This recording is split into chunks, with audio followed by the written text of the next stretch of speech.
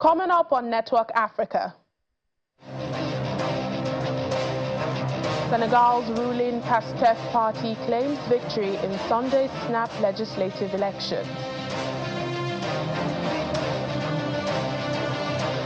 Nigeria's President Bola Tinubu in Brazil to attend the two-day G20 Leaders Summit. Plus,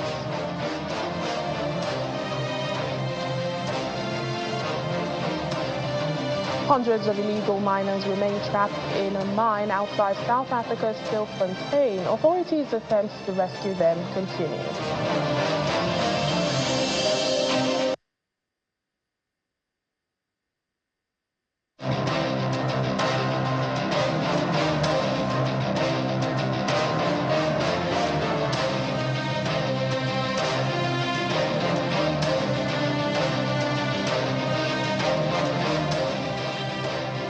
Hello and welcome to the program. This week, I'm Layo Olarinde, bringing you stories from across the continent. We begin here in West Africa. Senegal's ruling PASTEF party is claiming victory in the just concluded snap parliamentary election.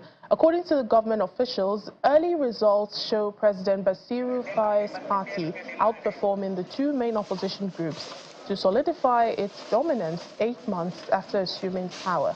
Several opposition figures have also congratulated the party following voting which took place peacefully across the country on Sunday. President Faye assumed power in April following a landslide victory in the presidential poll, promising to crack down on corruption and also to improve livelihoods. Well, this is raising hopes among the largely youthful population who are facing widespread unemployment and high inflation. Senegal's roughly 7.3 million registered voters were called to elect 165 members of parliament for 5-year terms.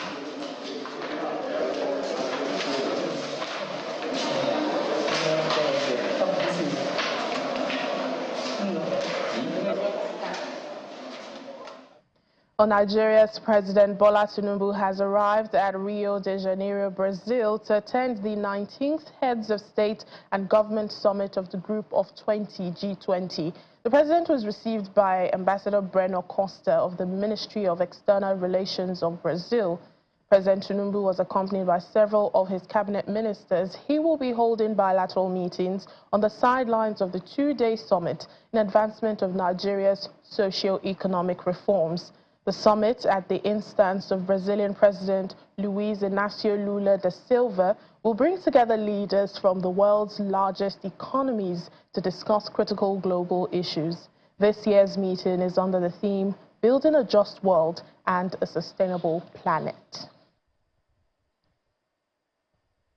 And just before President Tinubu left for Brazil, he conferred the National Award of Grand Commander of the Order of the Niger, GCON, on the Prime Minister of India, Narendra Modi.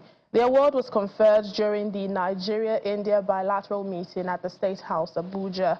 At the meeting, both nations stated their commitment to a strong strategic alliance, promising to deepen their cooperation in important fields like food security, healthcare, military and economic development. Our State House correspondent, Larry Lassisi, reports.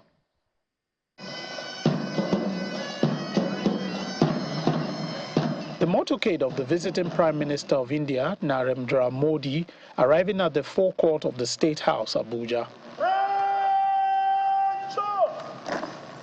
Is received by President Bola Tinubu and proceeds to inspect a guard of honor.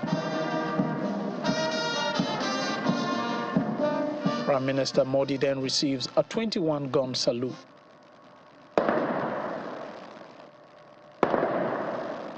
President Tinubu then leads his guests into the State House for bilateral discussions.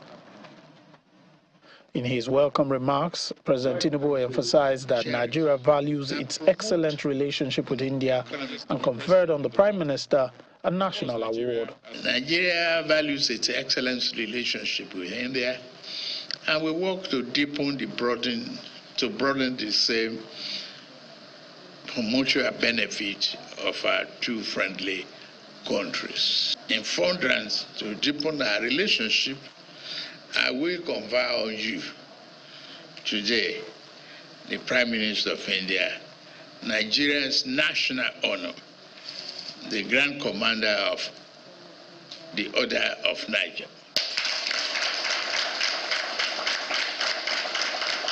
In response, the Prime Minister thanked the President for the reception and also condoled with Nigeria over the recent flood crisis across the country. I would like to express condolences for the loss of lives caused by the floods. To support your relief efforts, India is sending 20 tons of humanitarian aid to Nigeria. The two leaders agreed to a greater collaboration in counter-terrorism, maritime security, and intelligence sharing. Some memorandum of understanding were signed and exchanged on cultural cooperation and exchange program, a survey cooperation between Nigeria and India, and an MOU on customs cooperation.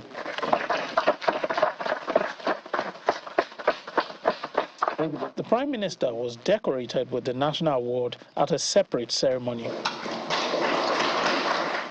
The Prime Minister dedicated the award to his people and the deep friendship between Nigeria and India, saying it will motivate them to push the two nations' relationship to new heights. I humbly and respectfully accept this honor, and I dedicate this honor to 1.4 billion Indians and the deep friendship between India and Nigeria. The relations between India and Nigeria are based on mutual cooperation, understanding, and mutual respect.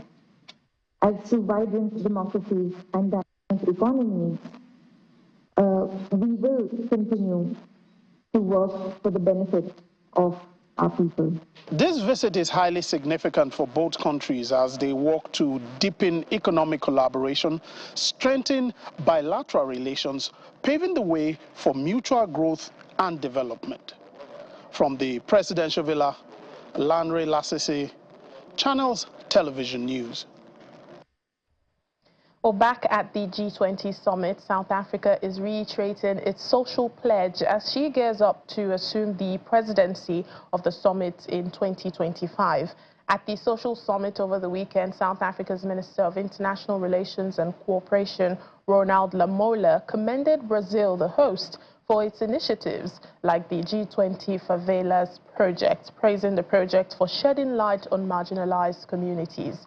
The G20 Social Summit was held in Rio from November 14 to 16, hosting discussions by non-governmental entities on policy development concerning social, economic, and environmental justice.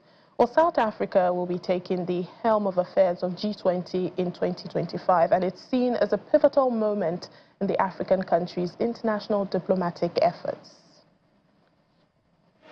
An inclusive G20 is no longer an option, but an imperative. Thus, we wholeheartedly commend Brazil's innovative inclusion of the Favelas G20, the G20 Favelas and other marginalized groups who often bear the brunt of hunger and poverty. In South Africa, hundreds of illegal miners remain trapped in a disused gold mine outside the town of Stilfontein, as authorities say that attempts to rescue them continue. Well, over the weekend, a court in Pretoria ordered the end of the police blockade deployed around the mine to arrest the illegal miners when they emerged.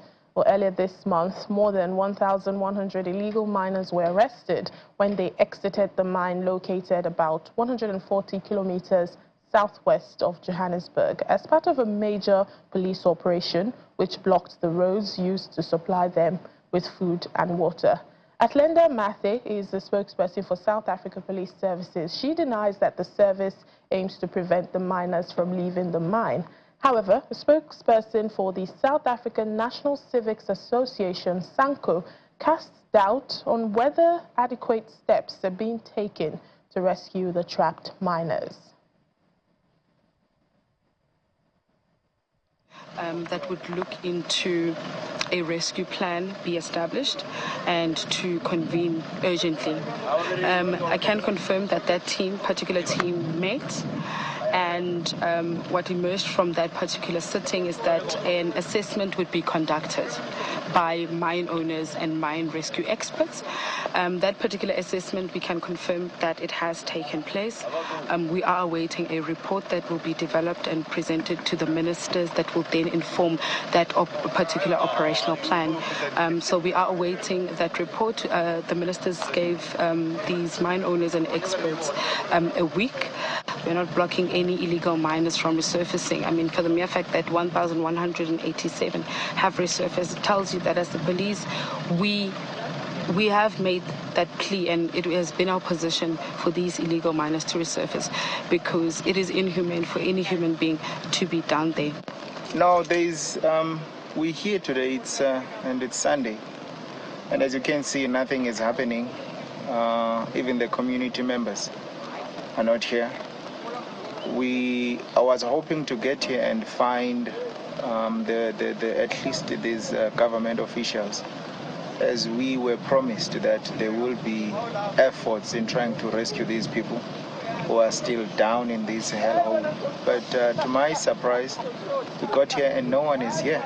The situation remains the same. The people are still stuck down there, and there is still no rescue mission in place as we were promised.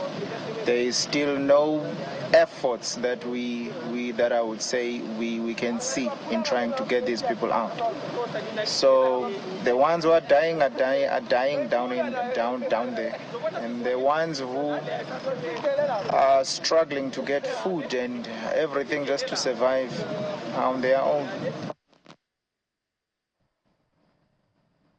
Our South African correspondent, Innocent Samosa, gives us an update now on the situation at the Stilfontein town. Innocent?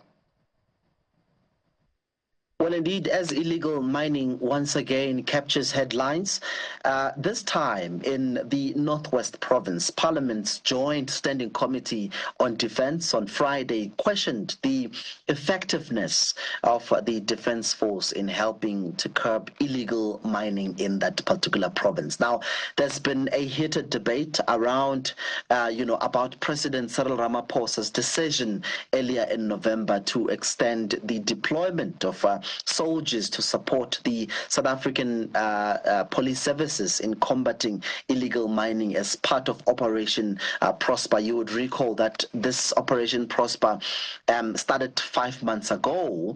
It does seem as though the police are incapacitated. They don't have capacity to really deal with illegal mining in that particular area. Now, also, the deployment comes at a cost of more than about 140 million rands, which the committee has had not budgeted for that particular money. So it does seem as though financial constraints also are coming into play there. But another catch is that the Joint Standing Committee on Defence on Friday held their first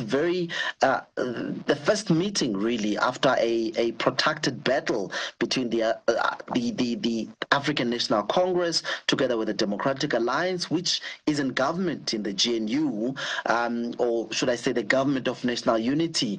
Now, they are in a battle over who should chair this particular committee. Right now, we do know that the committee was forced to, to go forward with this matter of illegal mining and the role of the Defence Force in really dealing with those operations there. But another catch, colleague, is that while political parties have not agreed on the need to extend the deployment of about 1,100 soldiers for the third term until the end of March, they said that it's important to know whether the operation was having, the desired effect or not. So it does seem as though it's a battle between political parties government itself, in terms of, limited resources, in terms of dealing with this issue. So that's where we find ourselves at this point in time. Now, the committee also has requested, a detailed report from the South African Defence Force on the success of this operation. Now, the South African National Defence Force says that they believe that the deployment of soldiers to cap illegal mining is having an impact on its, evidence by the, should I say, also by the solution or the situation that is currently unfolding in the Northwest. So it does seem as though this is weighing a bit of a burden to the South African Defence Force. But at this point in time, colleague, we do know that people are still stuck underground. It's back to you in studio for now. Welcome back to the program. Gabon's military rulers say the new constitution in the country has been overwhelmingly approved in a referendum. Speaking on state television, the Interior Minister said 91.8% of voters had said yes to the charter, with a turnout estimated at 53.5%.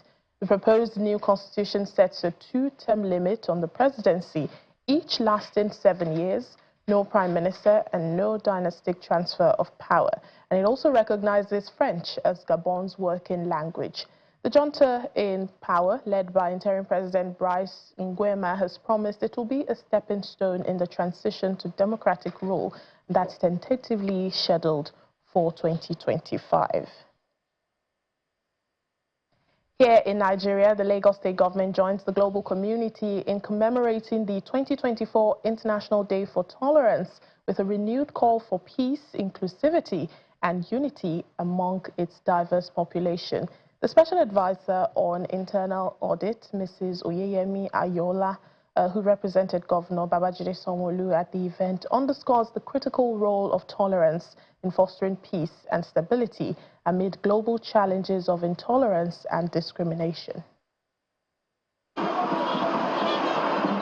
Some Lagos State government officials engage in a walk exercise from Alausa Secretariat to Allen Junction at Ikeja to mark the 2024 International Day for Tolerance. Religious leaders were also part of the walk for tolerance organized by the State Ministry of Home Affairs with the theme, Tolerance Projects the Beauty in the Diversity of Human Groups. Let us be united and let Nigeria move forward. Let us live with one another. How many years do we have? It's only one life, and we must live it meaningfully to the glory of God. We have to live in peace with other people. We should not allow religion to cause any conflict, any misunderstanding among us. After the walk, the people converged on Adeyemi Bero Auditorium, Alausa Ikeja, where the State Commissioner for Home Affairs emphasized the need for youths to embrace positivity in their daily affairs. How can we ask ourselves, within the religious body, the two religious bodies, and also the traditional religious also, how are we doing to encourage the youth that we should not relent? We should continue, because we are saying, build the youth and build the nation. In as when we are building the youth, we should remember to tolerate each other. One of the guest speakers, Professor Said Timei of Lagos State University, stressed the need for a generation of detribalized citizens to drive the change Nigeria urgently requires. The topic I've been asked to reflect on with us is restoring the lost faith of the youth in the Nigerian project.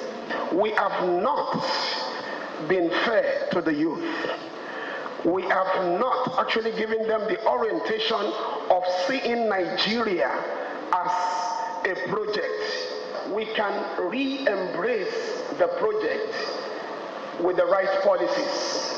We can re-embrace the project by teaching the right values. We can re-embrace the project by promoting that which is right and forbidding that which is wrong. The state government harped on the need for every individual, including the youths, to cohabit peacefully. Our youth in particular need to understand the importance of inclusivity and how to navigate differences with an open heart and mind. Today's event reminds us that tolerance is not passive, but a conscious decision to engage respectfully with one another and seek common ground. The Lagos State government is advocating for continuous peace and stability in the state that will bring about progress and development for the people. November 14, the King of England's birthday, is a national day in the UK and in all of the Commonwealth countries. Well, here in Lagos, the Deputy High Commission celebrated with business partners and friends of the UK at the residence of the Deputy High Commissioner. Our correspondent, Amarachi Ubani, reports. For a second consecutive year, the residence of the British Deputy High Commissioner to Nigeria has hosted the King's birthday party. Attending the party this year are former Commonwealth Secretary General Chief Emeka Anyaoku, other members of the diplomatic corps, staff of British companies in Nigeria, a select crowd of traditional rulers, government officials, creatives, the Nigerian business community, and the media. As the evening progresses, the British Deputy High Commissioner welcomes guests and highlights the unique partnership between Nigeria and the UK. It was a highlight for us in Nigeria, and I'm sure a highlight for the King, was his meeting with His Excellency President Tinubu earlier in the year. And the warmth of that meeting was clearly visible in all of the photographs. But for me, the exhibition at the National Museum, the descriptions of the media buzz at the time, and above everything else, the statue, produced by a man described as the star of Nigeria, and the subject, probably already, even at that time, the most famous woman in the world, a young Queen Elizabeth, should remind us of the long-standing and vibrant links between our two countries. Representing the Lagos State Governor is the Secretary to the State Government, Mrs. Abimbola Salu-Hundein, with the Governor's good wishes. On behalf of the people and government of Lagos State, I express our sincere appreciation for the deep historical ties between the United Kingdom and Nigeria, which have fostered strong cultural, diplomatic, and economic partnerships. As we look forward to continuing to building on these bonds, we celebrate Your Majesty's leadership as a source of unity and inspiration to all. A raffle draw, which took place later on, saw Toyosi Akerile going home with a free business class ticket by British Airways.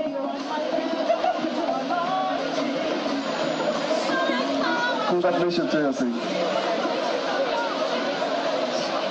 Thank you.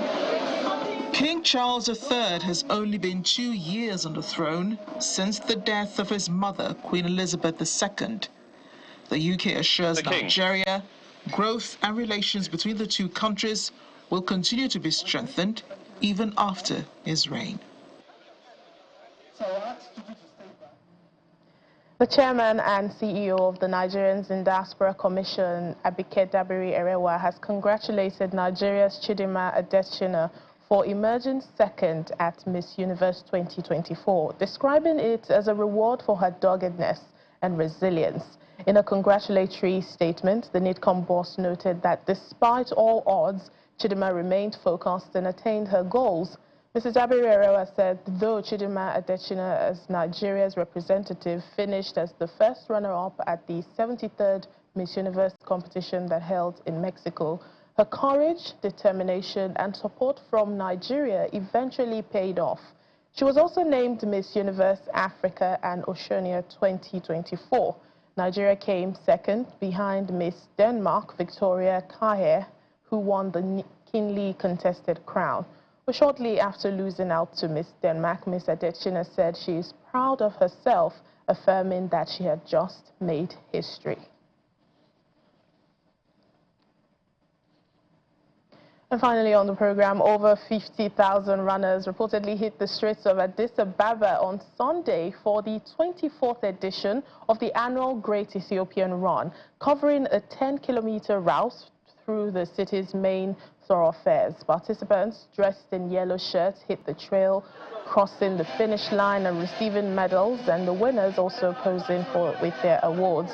But this year's race marked the 50th anniversary of the discovery of Lucy as one of the oldest hominid fossils found in Ethiopia half a century ago. And to celebrate this milestone, 50,000 participants joined the 10-kilometer race organized in partnership with Ethiopia's Ministry of Tourism.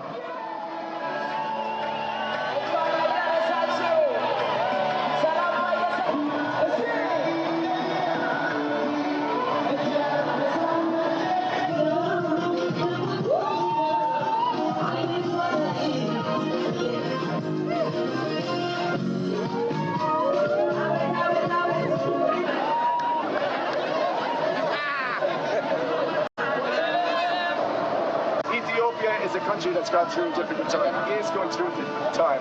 And this race here in Addis Ababa, the Great Ethiopian Run, is really one of unity and one of hope. At 7,700 feet, it's an absolutely incredible opportunity for the best runners, amateur or professional, to test their capabilities. And I did the race with Senegal 5 times before I was living here, and I really enjoy it. I know it's up and down, with the high altitude, so I feel a bit but super happy. Great run today. You can feel the energy. Super fun, a very fun run. Luckily, nice weather, not too hot in the morning.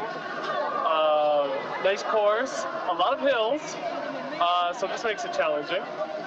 So it was a nice event. And that's it on the program for today. Thank you so much for watching. I'm Layo Olarinde.